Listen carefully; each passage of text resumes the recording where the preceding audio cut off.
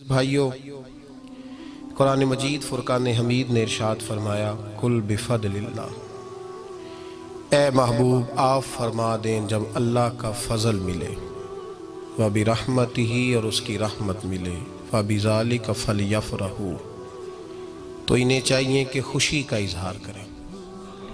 سورہ یونس کی آیت نمبر 58 ہے۔ جب اللہ کا فضل اور اس کی رحمت ملے تو خوشی کا اظہار کرو، خوشی کا۔ اسلام مسرتوں کا دین ہے، خوشیوں کا دین ہے۔ نبی پاک سید عالم صلی اللہ تعالی علیہ وسلم کی مسکراہٹ کے اندر وہ حسن تھا کہ کائنات ساری حضور کی مسکراہٹ کی وجہ سے ہی مسکرا رہی ہے۔ حضرت جریر ابن عبداللہ رضی اللہ تعالیٰ عنہ حضور کے صحابی ہیں، وہ فرماتے ہیں کہ جب حضور مدینہ طیبہ تشریف لائے تو میں ملاقات کے لیے حاضر ہوا۔ پہلے دن میں حضور سے ملا تو نبی پاک مسکرا رہے تھے۔ پھر 10 سال میں حضور کو دیکھتا رہا۔ اور حضور کے وصال سے چند دن پہلے میری جو آخری ملاقات ہوئی تو اس میں بھی میں نے اپنے نبی کو مسکراتے ہی دیکھا ہے۔ اور فاضل بریلوی رحمۃ اللہ تعالیٰ علیہ نے تو اس تخیل کو اور رنگ میں لیا ہے۔ وہ کہتے ہیں حضور کے مسکرانے سے ہی دنیا مسکراتی ہے۔ فرماتے ہیں جس کی تسکی سے روتے ہوئے ہنس پڑے۔ جب حضور ہلکا سا مسکراتے تھے تو رونے والوں کے دل بھی ٹھنڈے ہو جایا کرتے، غم زدہ لوگ مسکراتے تھے۔ حضور کی خوشیاں تقسیم کرتی تھی۔ نبی پاک صلی اللہ علیہ وسلم کا مسکرانا امت کے دلوں کو ٹھنڈا کرتا تھا۔ فرمایا جس کی تسکی سے روتے ہوئے ہنس پڑے اس تبسم کی عادت پہ لاکھوں سلام۔ اور فرمایا یہ نہیں تھا کہ حضور بڑے تکلف سے مسکراتے تھے، حضور کی تو عادت تھی اس تبسم کی عادت پہ لاکھوں سلام، مسکراتے رہنا، خوشی کا اظہار۔ اسلام بہت ساری چیزوں کا انسان کو پابند کرتا ہے، حدود و قیود میں رہنے کا حکم دیتا ہے۔ صحابہ کرام علیہم رضوان کے ہاں شادی کے موقع پر بارات لے کر کے جانے کا کوئی رواج نہیں تھا۔ حضرت عبد الرحمن ابن عوف رضی اللہ تعالیٰ عنہ جیسے مالدار لوگ بھی شادی کرتے ہیں تو نبی پاک کے بغیر بھی بارات چلی جاتی ہے۔ کوئی کانسیپٹ نہیں اس طرح کا کہ ڈھیروں بارات لے کے جائی جائے۔ حضرت عبد الرحمن ابن عوف کہتے ہیں میں حضور کی بارگاہ میں آیا تو سفید کپڑے پر پیلا زرد نشان تھا۔ حضور نے فرمایا کیا ہوا، یہ داغ کاہے کا؟ عرض کی حضور کل میں نے نکاح کیا تھا۔ تو محبوب نے جو ارشاد فرمایا اس میں فرمایا بڑی اچھی بات ہے، ولیمہ ضرور کرنا، چاہے ایک بکری ہی ذبح کرنا۔ بارات نہیں لے کے جائی جاتی تھی، ولیمے کا حکم دیا۔ اور بخاری میں نبی پاک نے یہ بھی فرمایا جب تمہیں کوئی ولیمے کی دعوت دے تو جایا کرو۔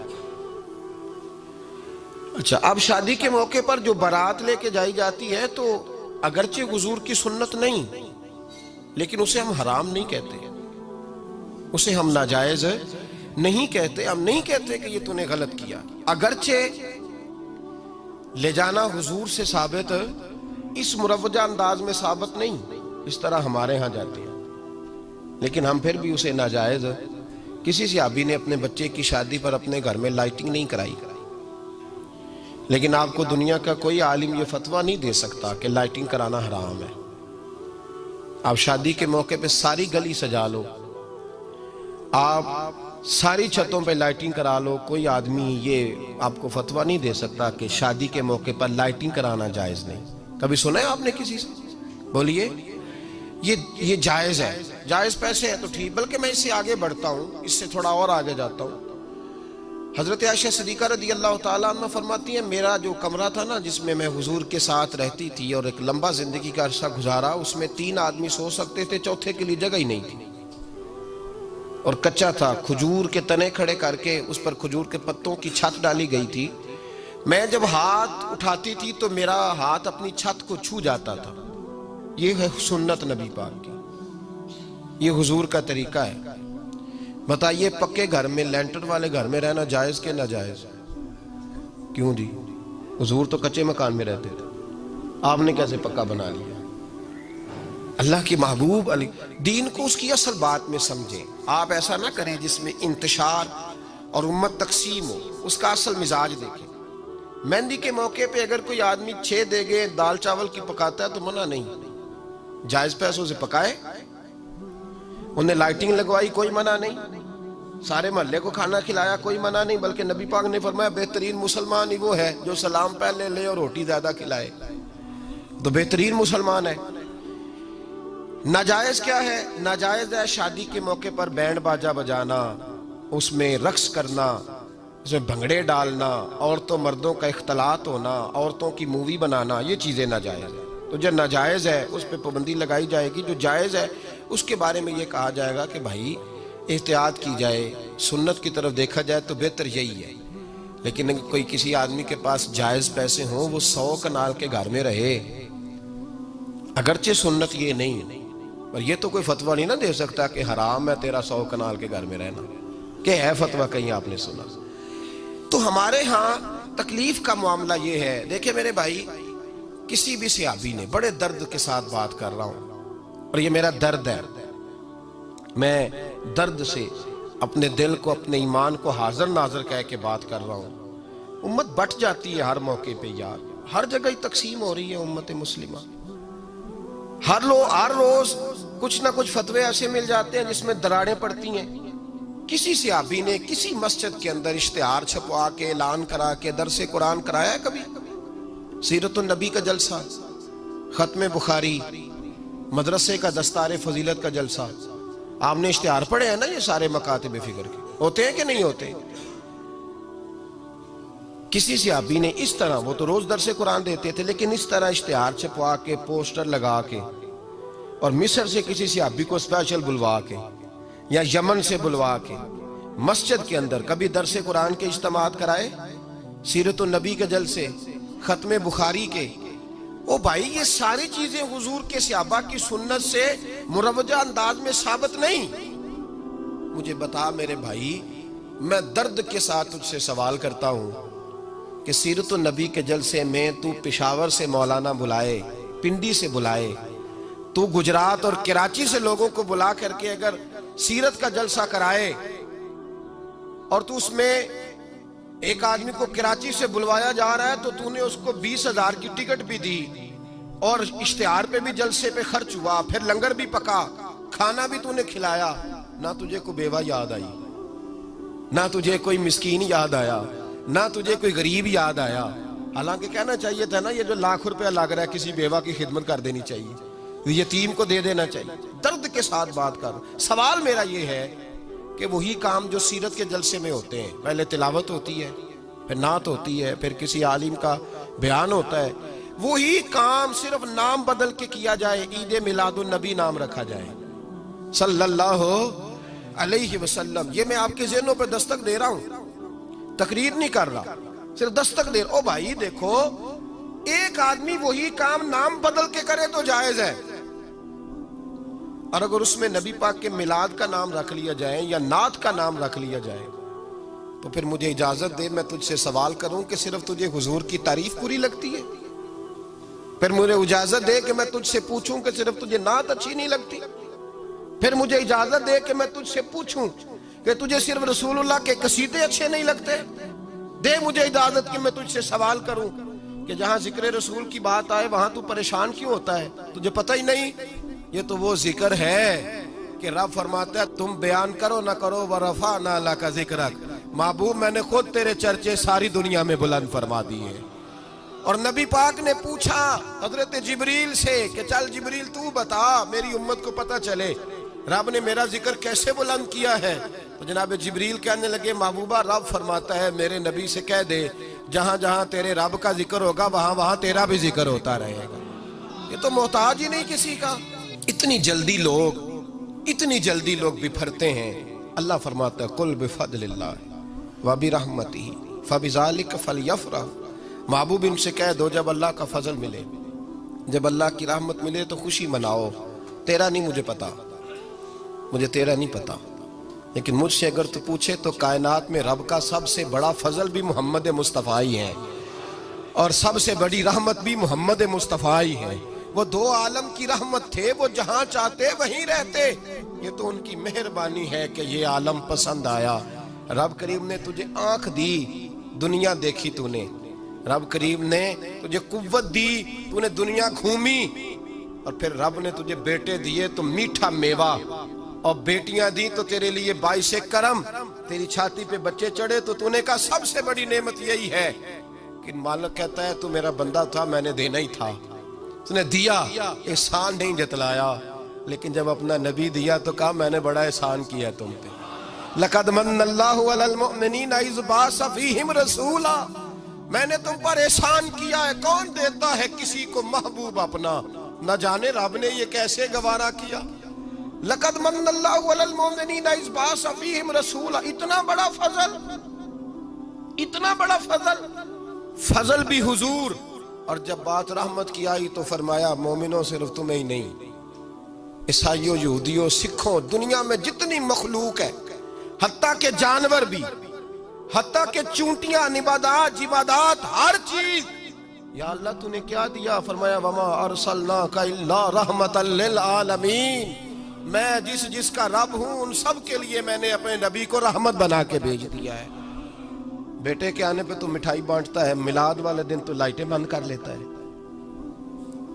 بیٹے کے آنے پر تو حلوائی بٹھاتا ہے، اور نبی پاک کے نام کی لائٹیں لگی ہوں تو پریشان ہوتا ہے۔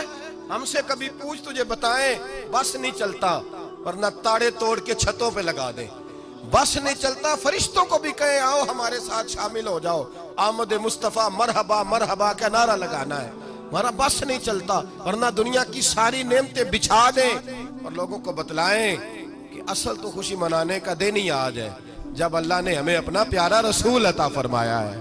اور ہمارے امام تو کہتا ہے میلاد نہ کر، ہمارے امام نے تو کہا حشر تک ڈالیں گے ہم، حشر تک، یہ 2-4 دن کا تو پروگرام ہی نہیں ہمارا، حشر تک ڈالیں گے ہم پیدائش مولا کی دھوم، اور مثل فارس نجد کے کلے گراتے جائیں گے، خاک ہو جائیں عدو جل کر مگر ہم تو رضا، دم میں جب تک دم ہے ذکر ان کا سناتے جائیں گے۔ ہمارا تو 1-2 دن کا پروگرام ہی نہیں۔ اور پھر سنو کتنی بڑی نعمت ہے۔ حضرت عباس سے کسی نے کہا تھا اللہ کی سب سے بڑی نعمت، تو بخاری اٹھانا، فرمانے لگے محمد نعمت اللہ، بخاری ہے بخاری، فرمایا محمد اللہ کی سب سے بڑی نعمت ہے، صلی اللہ، یہ سب سے بڑی نعمت ہے۔ کچھ کر تو صحیح نہ یار۔ ایک مجھے کہنے لگا نہیں وہ 9 ربیع الاول کو آئے تھے، تو میں نے کہا 9 کو میلاد مناؤ، کوئی مسئلہ نہیں، 9 کو میلاد مناؤ، کوئی مسئلہ ہی نہیں، ہم تو سارا سال مناتے ہیں، بس 9 کو مناؤ نا بھائی۔ کون کہتا ہے عید نہیں ہم کہتے؟ میں نے کہا چلو جشن میلاد کہہ لیا کرو، کسی طرف آؤ تو صحیح نا بھائی، جشن میلاد ہی کہہ لو، یہ کہہ لو تم نے خوشی منانی ہے تو محفل میلاد کہہ لو، نہ عید کہو، عیدیں 2 ہی ہیں۔ میں نے کہا نہیں وہ بھی تیری غلطی ہے، میرے نبی نے کہا ہر جمعہ میری امت کی عید ہے۔ اور قرآن پاک پڑھ، قرآن پاک پڑھ، حضرت عیسیٰ کہتے تھے یا اللہ جب تم من و سلوہ نازل کرے گا وہ دن ہمارے لیے عید کا دن ہوگا۔ اور سیاستہ پڑھ، حضرت عمر کہا کرتے تھے جس دن دین مکمل ہوا یوم اکملت لکم، یہ آیتیں نازل ہوئی تو فرمایا وہ دن ہمارے لیے عید کا دن تھا۔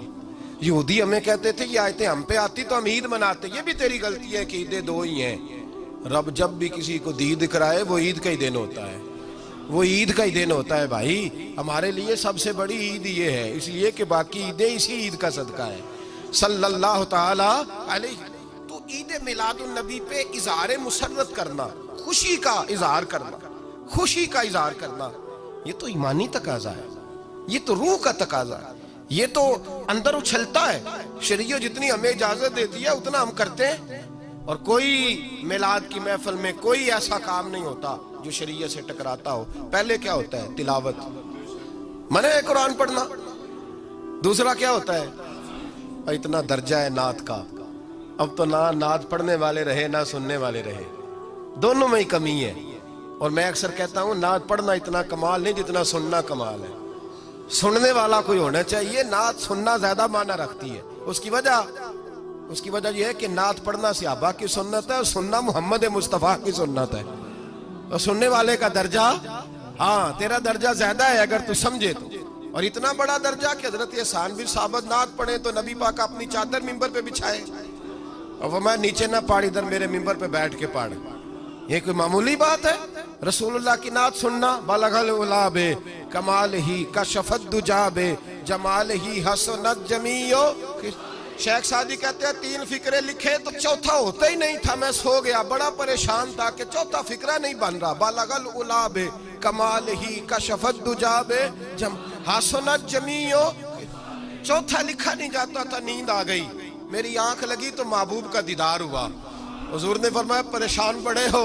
मैंने कहा महबूबा 3 लिखे हैं, चौथा बन ही नहीं रहा।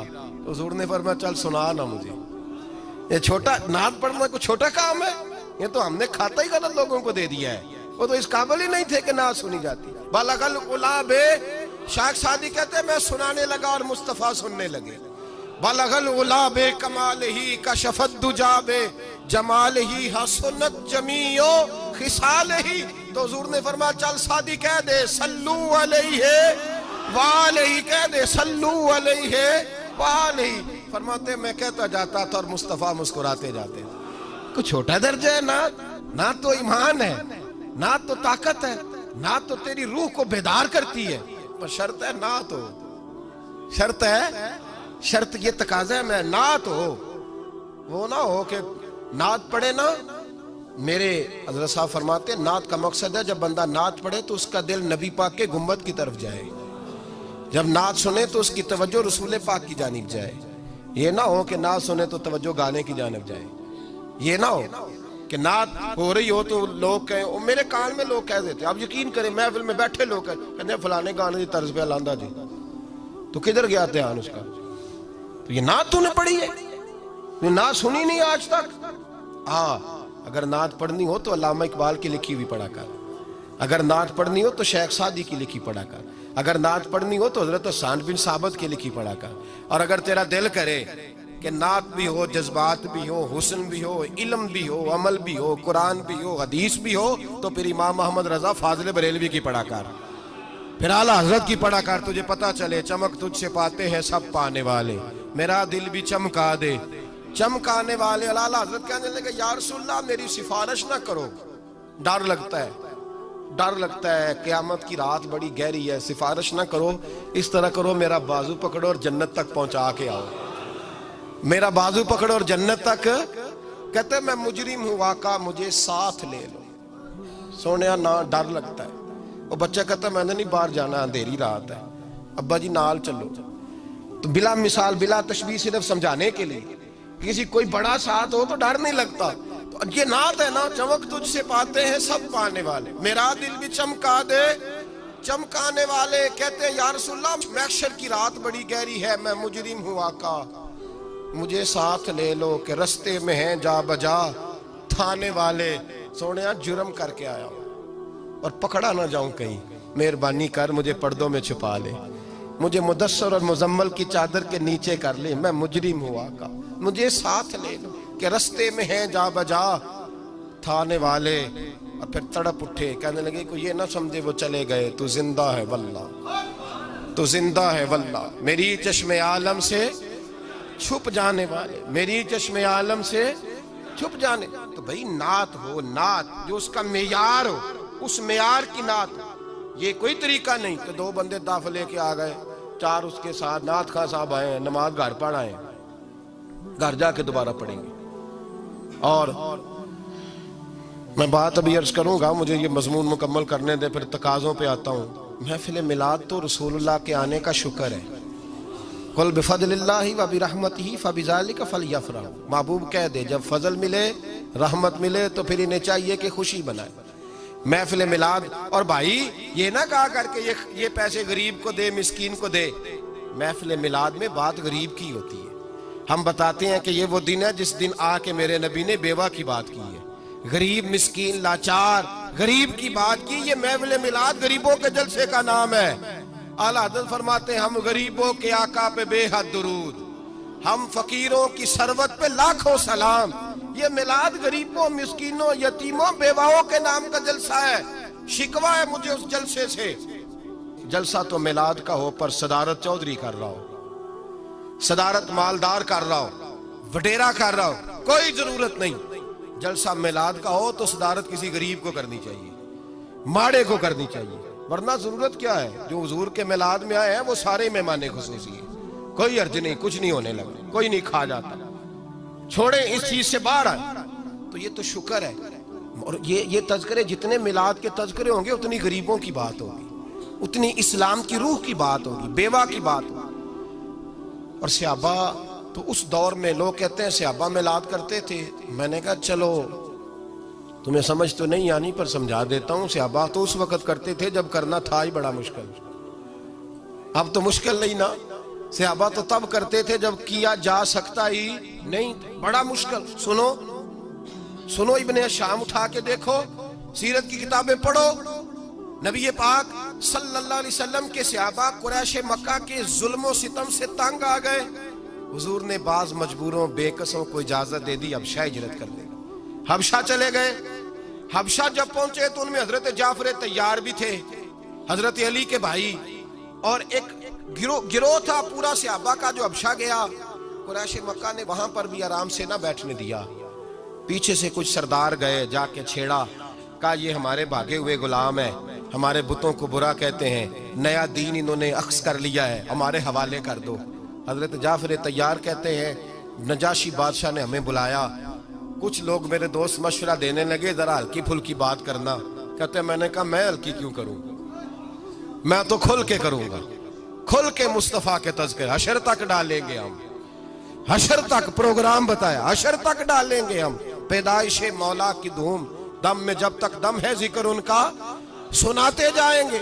فرمایا میں ہلکی بات نہیں، حضرت جعفر نے نجاشی بادشاہ کے دربار میں کھڑے ہوئے، اسلام کی غربتوں کا عالم، غربتوں کا، ابھی مکے میں رہنے کو جگہ نہیں، مکے والے ستاتے، مدینے ہجرت ہوئی نہیں، حبشہ گئے تو وہاں پہلے ہی کافر پیچھے پہنچ گئے، اتنے کٹھن حالات، اتنے برے اور کڑے وقت میں نجاشی کے دربار میں جب نجاشی بادشاہ نے جناب جعفر سے پوچھا کہ یہ کہتے ہیں تم نے دین بدل لیا ہے، تم باغی ہو گئے ہو، نئے رستے پہ لاگو، بتاؤ، تو حضرت جعفر طیار نے نجاشی کے بادشاہ میں وہی باتیں کی جو ہم محفل میلاد میں کرتے ہیں، وہی جملے، وہی میلاد کا وہی سارا پس منظر۔ حضرت جعفر طیار بول پڑے، فرمانے لگے نجاشی ہم تو بیٹیاں زندہ دفن کر دیتے تھے، نجاشی یہی باتیں ہوتی ہے نا محفل میلاد، ہم بیٹیاں دفن کرتے تھے، کسی کا عورت کا خامد مر جاتا تو اس عورت کو بھی ساتھ دفن ہونا پڑتا، اس کی زندگی مردے جیسی کر دی جاتی، بہنوں پہ ظلم ہوتا تھا، بیٹیوں کو جائیداد میں حصہ نہیں ملتا تھا۔ اے نجاشی ہمارے ہاں غریب پسا کرتا تھا، یتیم پسا کرتا تھا، مجبوریاں تھیں، پریشانیاں تھیں، دکھ ہی دکھ، آزمائشیں ہی آزمائشیں، بس پھر اللہ نے ہمیں اپنا رسول عطا فرما دیا، پھر اللہ نے ہمیں اپنا رسول عطا فرما دیا، وہ اپنے پرائے کا غم کھانے والا، مرادیں غریبوں کی بر لانے والا، مصیبت میں غیروں کے کام آنے والا، اللہ نے ہمیں رسول دیا۔ فرمایا بس ہم اس کے جھنڈے تلے جمع ہو گئے اور ہم ان کے بتوں کو نہیں مانتے، رسول اللہ صلی اللہ علیہ وسلم کی بات کو مانتے، ایک خدا کی عبادت۔ تو صحابہ تو وہ باتیں اس عالم میں کہا کرتے تھے جب کہنا بڑا مشکل تھا، انہوں نے وہی میلاد کی باتیں جو ہمارے ہاں ہوتی ہیں، یہی ہوتی ہے نا میلاد کی بات۔ ایک صاحب شکوہ کرنے لگے، کہنے لگے تھی مولوی ہر محفل میلاد میں یہی بتاتے ہیں بیٹیاں زندہ دفن ہوتی تھیں، فلاں ہوتا، اب بدل لینا چاہیے۔ تو میں نے کہا جب باتیں ہیں یہ تو بدلی کیسے جائیں، باتیں ہیں یہ جو ہر سال محفل بعد میں دہرایا جاتا ہے تو بتایا جاتا ہے کہ ابھی بھی بیٹی کے آنے پر پریشان نہ ہونا، اور بیٹی تو اب بھی دفن ہوتی ہے نا کئی کئی رنگ میں، کوئی جائیداد کے نیچے دب جاتی ہے، کوئی ساس سسر کے ظلم کے نیچے دب جاتی ہے، کوئی زیور کے بوجھ میں دب جاتی ہے، کوئی جہیز کے مطالبے میں، تو بیٹیاں تو دفن ہو رہی ہیں ابھی۔ اس لیے ہم میلاد زیادہ مناتے ہیں تاکہ بیٹیاں آزاد ہو جائیں، بیٹیاں آزاد ہو جائیں، باہر آ جائیں اس ظلم سے۔ تو بھائی محفل میلاد تو اس زمانے میں صحابہ، اور سنو سیاستہ میں حدیث کی 6 کتابوں میں ایک نسائی شریف بھی ہے، سنن نسائی، حضرت امیر معاویہ، یہ حدیث آپ نے یاد رکھنی ہے سارا میلاد کا مہینہ، رکھیں گے کہ نہیں؟ جڑے نہیں بولے انہوں نے کی ارادہ ہے کیا ہر موقع پہ چپ نہ رہا کریں؟ میری جماعت کا مسئلہ یہ ہے، یہ مکمل چوپ ہے پر مذہب کے معاملے میں، باقی کسی جگہ چوپ نہ، بالکل نہیں، باقی تو ہر جگہ پتہ ہے، 200 کا بھی حساب کر لیتے ہیں، مذہب کے معاملے میں کہنے ایسی پڑھے نہیں۔ تو میں کہا بھئی 2-4 ہزار لٹایا کیوں نہیں آج تک تو کسی نے؟ تو تے بڑا سیاڑا ہے، 100 دا ڈلوا دا، اور مذہب کی دفعہ تو کہتا ہے میں ان پڑھوں نہ، پڑھیں، پڑھانے لگا ہوں آپ کو، پڑھیں گے انشاءاللہ تعالی، رکھیں گے یاد میری بات کو؟ کتاب کا نام کیا بتایا؟ سنن نسائی. سنن نسائی میں حضرت امیر معاویہ رضی اللہ تعالیٰ عنہ کی حدیث ہے. آپ فرماتے ہیں ہم سارے مسجد میں بیٹھے تھے اور سارے بیٹھ کے نا تو نبی پاک کے آنے کا تذکرہ کر رہے تھے. مسجد میں سارے بیٹھے تھے. اچانک کیا ہوا کہ حضور بھی تشریف لے آئے. نبی پاک محفل میں پہنچ گئے. ہم بیٹھے تھے تو حضور نے فرمایا آتے ہی ما اجلسکم، کس چیز نے تمہیں یہاں بٹھایا ہے؟ کس چیز کے لیے یہاں بیٹھے ہو بتاؤ؟ تو عرض کی یا رسول اللہ ہم اللہ کا شکر ادا کرنے بیٹھے ہیں. جلسے کا معنی ہوتا ہے بیٹھنا. جلسے کا لغوی معنی دو سجدوں کے درمیان بیٹھنے کو جلسہ کہتے ہیں. جلسے کا معنی حضور نے فرمایا کیوں بیٹھے ہو؟ عرض کی حضور شکر ادا کرنے بیٹھے ہیں. فرمایا کس بات کا؟ عرض کی حضور اس بات کا کہ اللہ نے ہمیں دین عطا فرمایا ہے اور آپ جیسا رسول عطا فرمایا ہے.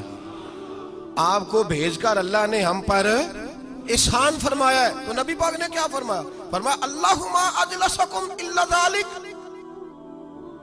کیا تم قسم کھاتے ہو کہ تم اسی بات کے لیے بیٹھے ہو؟ کیا تم اے ساڈا پنجابیہ دا مسئلہ بھی حل ہو گیا ہے. وہ کو بندہ آکھے نا کام ہویا تو انہوں کہتے ہیں قسم ہے آکھی دینا وہی قسم ہے. تو حضور نے فرمایا قسم کھاتے ہو؟ اللہ کی قسم کھاتے ہو کہ تم اس لیے بیٹھے ہو؟ تو صحابہ نے عرض کی اللہ ما اجلسنا الا ذالک، یا رسول اللہ اللہ کی قسم کھاتے ہیں کہ فقط اس لیے بیٹھے ہیں کہ ہم اس نعمت پہ اللہ کا شکر ادا کریں کہ اس نے ہمیں اسلام جیسا دین دیا ہے اور آپ کو بھیج کر ہم پر احسان فرمایا ہے. اللہ کی قسم حضور نے پکا کرایا. واقعی میلاد کے تذکرے کے لیے بیٹھے ہو؟ واقعی میرے لیے بیٹھے ہو؟ پکا کرایا. سنن نسائی پڑھ رہا ہوں. واقعی؟ کہا حضور ہاں. نبی پاک نے فرمایا اس لیے نہیں تم سے قسم اٹھوائی کہ مجھے یقین نہیں تھا. اس لیے نہیں تم سے قسم اٹھوائی کہ مجھے یقین نہیں تھا، بلکہ اللہ کے حبیب نے فرمایا وَإِنَّمَا أَتَانِي جِبْرِيلُ علیہ السلام، وہ تو اس لیے قسم اٹھائی ہے کہ میرے پاس جبریل آئے ہیں. تم یہاں بیٹھ کے شکر ادا کر رہے تھے اور اندر میرے پاس جبریل آئے ہیں. اور فَأَخْبَرَنِي، انہوں نے مجھے خبر دی ہے کہ ان اللہ عز و جل یباہی بکم الملائکہ. نسائی سنن نسائی اور اسے پڑھا کرو بھائی. فرمایا میں نے اس لیے قسم نہیں اٹھائی کہ مجھے پکا نہیں پتا تھا، مجھے پاک تھا کہ تم اسی لیے بیٹھے ہو کہ اسلام کے ملنے پر اور میرے آنے پر اللہ کا شکر ادا کرنے بیٹھے ہو. اس لیے تم سے قسم اٹھوائی ہے کہ میرے پاس جبریل آئے ہیں اور مجھے انہوں نے خبر دی ہے ان اللہ عز و جل یباہی بکم الملائکہ. انہوں نے مجھے آ کے کہا محبوب تیرے غلام پتہ نہیں باہر بیٹھ کے کیا کر رہے ہیں کہ اللہ ان کے اس فعل پر فرشتوں کے سامنے فخر فرما رہا ہے. اللہ فخر فرما رہا ہے. تو ہماری محفل میلاد کو کمزور سمجھتا ہے؟ یہ تو وہ والا کام ہے جس پہ رب فخر فرماتا ہے. سارے بولیے سارے بولیے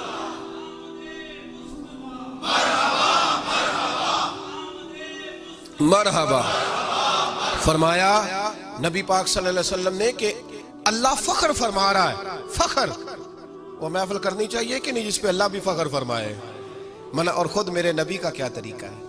سونے جمعہ بھی ہے بڑا فضیلت والا، پر آپ ہر سوموار کو ہی روزہ رکھتے ہیں، آپ ہر پیر کو ہی روزہ رکھتے ہیں. وجہ کیا ہے؟ تو حضور نے فرمایا یوم ولدت فیہ، یہ صحیح مسلم ہے، یوم ولدت فیہ، اس لیے ہر سوموار کو روزہ رکھتا ہوں کہ میں اس دن پیدا ہوا تھا، میں اس دن پیدا ہوا تھا. تو حضور کے آنے پر اللہ کا شکر ادا کرنا، اظہار مسرت کرنا، یہ تو نبی پاک کا طریقہ ہے.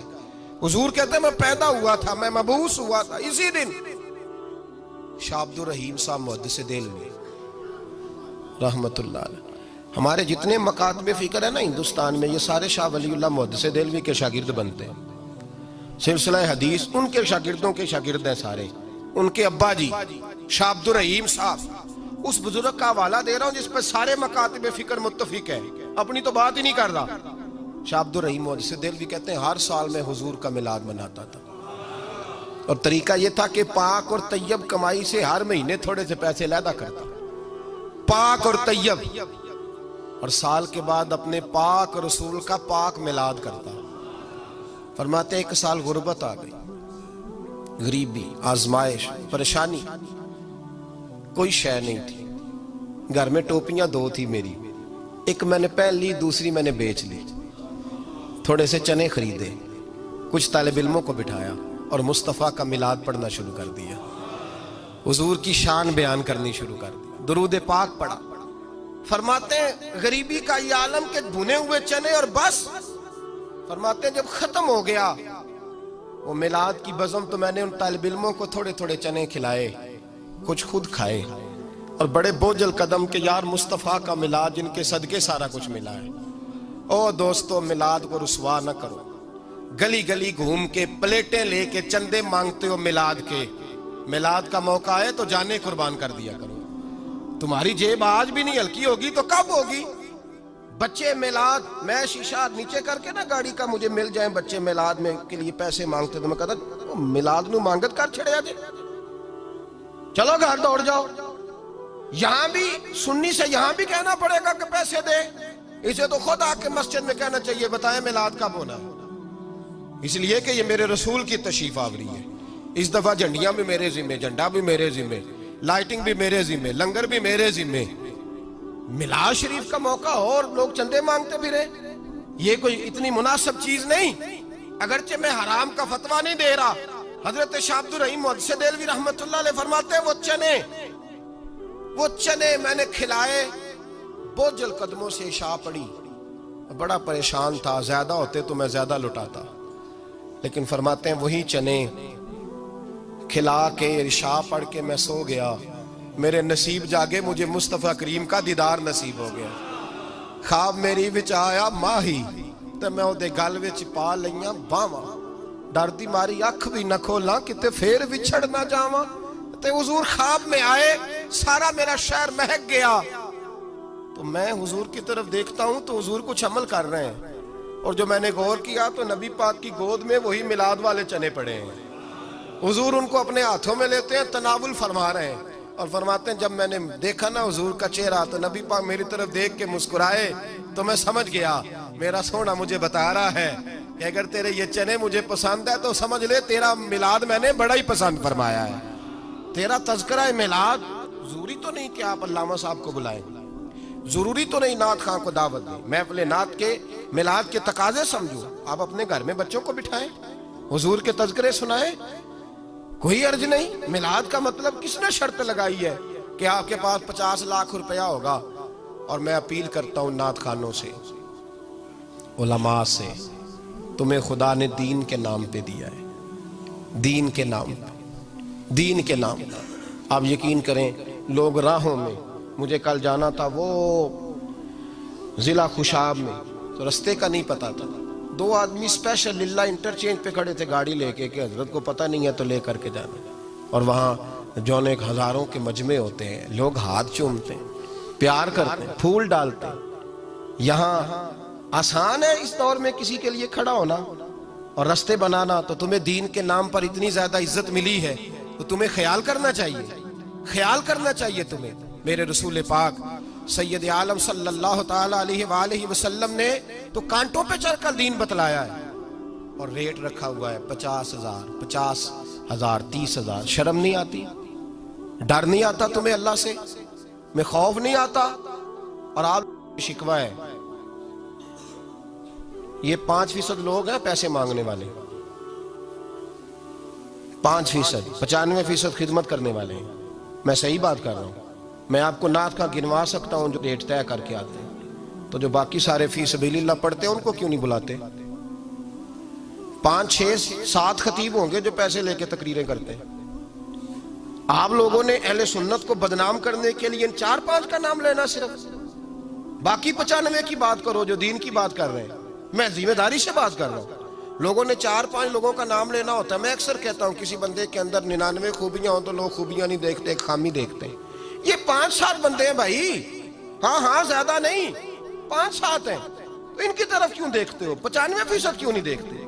जो मदारस में बैठ के दीन पढ़ा रहे हैं, जो सारा दिन रसूलुल्लाह की हदीस का दर्स देते हैं। और शिकवा है कौम से, हर चीज को लोगों ने बिकाऊ समझ लिया। जब अच्छे लोगों की कदर नहीं करोगे तो फिर बुरे लोग तो मैदान में आएंगे।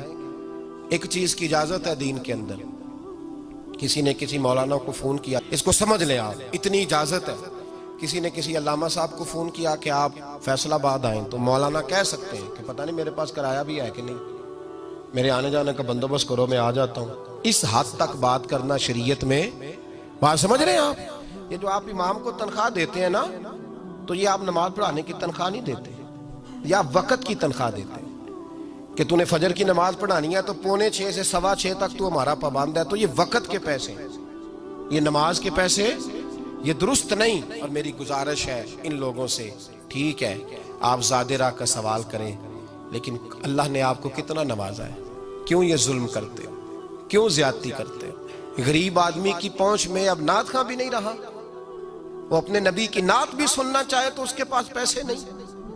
غریب آدمی اگر اپنے محبوب کی تعریف کسی مولانا سے سننا چاہے تو اس کے پاس وہ بھی پیسے نہیں۔ اتنی زیادتی۔ حضرت عبادہ بن صامت رضی اللہ تعالیٰ عنہ، ابو داؤد شریف کی حدیث ہے، فرماتے ہیں صحابہ صوفہ میں سے میں نے کچھ لوگوں کو قرآن پاک پڑھایا تو ایک شخص نے مجھے کمان دی، ان میں سے قرآن پاک ختم ہوا، کمان بطور تحفہ استاد کی خدمت کرنا سنت ہے، بطور نذرانہ کسی کو کوئی چیز دینا سنت ہے، اور وصول کرنا سنت ہے، لیکن اگر کوئی اپنی خوشی سے دے تو میرے نبی پاک نے فرمایا تمہیں کوئی تحفہ اور نذرانہ دے تو لیا کرو، اس سے محبت پیدا ہوتی ہے، اور فرمایا ایک وقت آئے گا تم مانگو گے تمہیں کوئی دے گا نہیں، لیکن مطالبہ کرنا، طے کرنا، ریٹ طے کرنا، اللہ اکبر، کتنی غلط اور کتنی یہ وہ بات ہے جس سے انسان اپنے آپ کو چھوٹا محسوس کرتا ہے۔ یہ لفظ کہتے ہوئے کتنی شرم آتی ہے۔ حضرت عبادہ بن صامت کہتے ہیں میں نے قرآن پاک پڑھایا صحابہ صفہ میں سے، میرا قرآن پاک مکمل ہوا تو ایک شخص نے مجھے کمان دی تو میں نے کہا اتنی دیر وصول نہیں کروں گا جب تک اپنے نبی سے پوچھ نہ لوں۔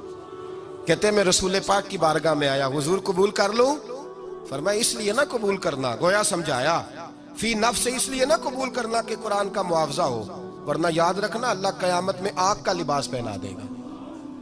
تحفے کا معاملہ اور ہے، نذرانے کا معاملہ جو چیز جائز ہے اس کا میں اعلان کر رہا ہوں، لیکن مطالبے کرنا، ریٹ طے کرنا، اکاؤنٹ نمبر دینا، دلال قائم کرنا، کتنا ظلم ہے، زیادتی کی بات ہے۔ ایک صاحب نے مجھے لودھرا سے فون کیا ٹائم دے دیں، میں نے کہا ٹھیک ہے میں ربیع الاول میں آؤں گا، ساہیوال بھی مجھے آنا ہے، ملتان بھی، تو میں آپ کو وہاں بھی میں حاضر ہو جاؤں۔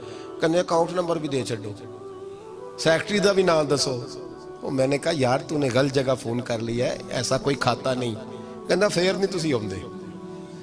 یعنی یہ اللہ معاف کرے قوم کا یہ مائنڈ سیٹ ہو گیا ہے کہ جو بندہ طے نہیں کرتا وہ آ ہی نہیں سکتا، وہ طے کرتا ہے۔ کہنے لگا آپ کریں طے، اور میں نے کہا ہم نے پکا ہی طے کر لیا ہے، جس سے طے کیا اس سے پکا ہی کیا ہے، اور تمہیں پتہ ہی نہیں جس سے طے کیا اس نے نوازا کتنا ہے، کمال ہی کر دی ہے۔ فرشتے بھی کرتے ہیں تعظیم میری، فدا ہو کے ان پر یہ عزت ملی ہے، جس سے طے کیا اس سے پکا ہی سودا ہو گیا ہے، ضرورت کیا ہے تھوڑا تھوڑا طے کر دے۔ تو صاحب یاد رکھو یہ کوئی طریقہ نہیں۔ میرے نبی پاک صلی اللہ تعالیٰ علیہ وسلم نے فرمایا جنت سے بندہ 500 سال دور ہوگا، یعنی ابھی 500 سال لگیں گے جنت میں جانے میں، پھر بھی جنت کی خوشبو آنی شروع ہو جائے گی۔ فرمایا جس بندے نے دین اس لیے سیکھا کہ دنیا کمائے گا، اس لیے دین سیکھا کہ اس سے دنیا کمائے گا، اللہ اس بندے کو جنت کی خوشبو بھی عطا نہیں کرے گا۔ میرے دادا شیخ حضور مفتی اعظم ہند شہزادہ اعلیٰ حضرت مولانا مصطفیٰ رضا خان صاحب، یہ تھے خوددار لوگ۔ حضور مفتی اعظم ایک جلسے میں تشریف لے گئے تو مفکر ملت حضرت علامہ ارشد القادری صاحب کہتے ہیں میں نے انہیں بلایا جمشید پور، جب تشریف لائے تو ان کا روب اور جلال بڑا تھا، واپسی پر میں نذرانہ دینے لگا۔ فرمایا یہ کیا ہے؟ حضور نے پوچھا کیا ہے؟ تو کہنا چاہیے تھا تحفہ ہے، نذرانہ ہے، وہ قبول کر لیتے۔ مسکرا کے پوچھا کیا ہے؟ تو کہتے روب اتنا تھا کہ میری زبان سے نکل گیا حضور کرایہ ہے، کرایہ ہے۔